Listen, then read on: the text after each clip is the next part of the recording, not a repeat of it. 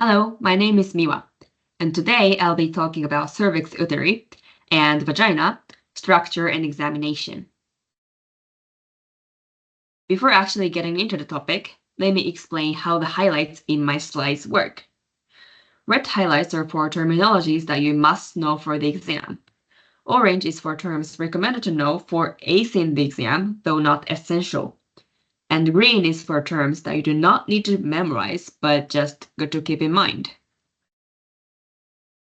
Let's start with the structure of the cervix. The most important point here is the abrupt epithelial transition at the portio vaginalis cervices. In the endocervical mucosa, the epithelium is simple columnar, housing mucus-secreting branched tubular glands called cervical glands. What do these glands do?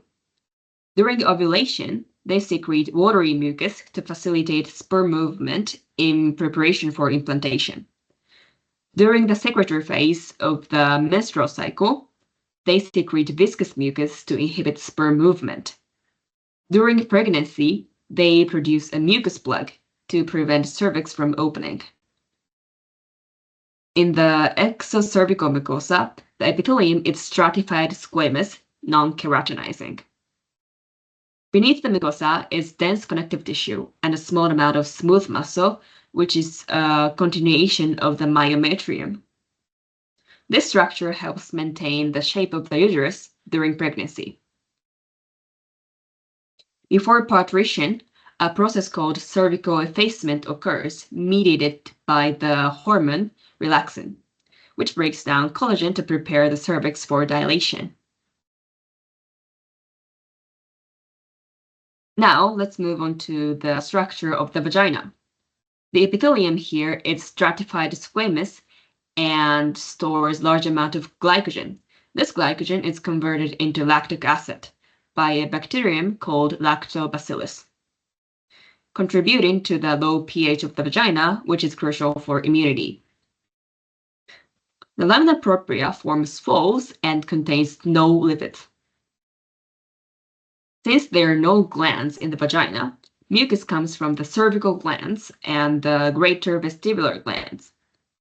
Beneath the mucosa is the muscular layer, consisting of an inner circular and outer longitudinal layer, though these layers are not clearly distinguishable. What's important here is the presence of a venous plexus in the muscular layer, which serves as a landmark for distinguishing the vagina from the anus, where the venous plexus is located in the lamina propria.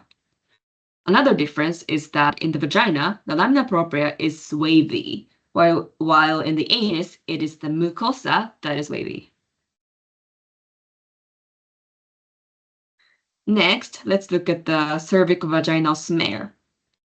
In this examination, the surface epithelium is scraped, as shown in the upper left image. This test is used to detect cancerous or precancerous cells, as well as bacterial and viral infections. The cells are stained using Papanicolaou staining, which includes hematoxylin, eosin Y, orange G, and light green stains. This staining method colors the nucleus dark purple, the basal layer dark blue or green, the intermediate layer pale blue or green, and the superficial layer red or orange. The nuclei in normal epithelium are pycnotic, meaning they are highly condensed. And that wraps up the key points on the cervix, uteri, vagina, and their examination. I hope you found this interesting.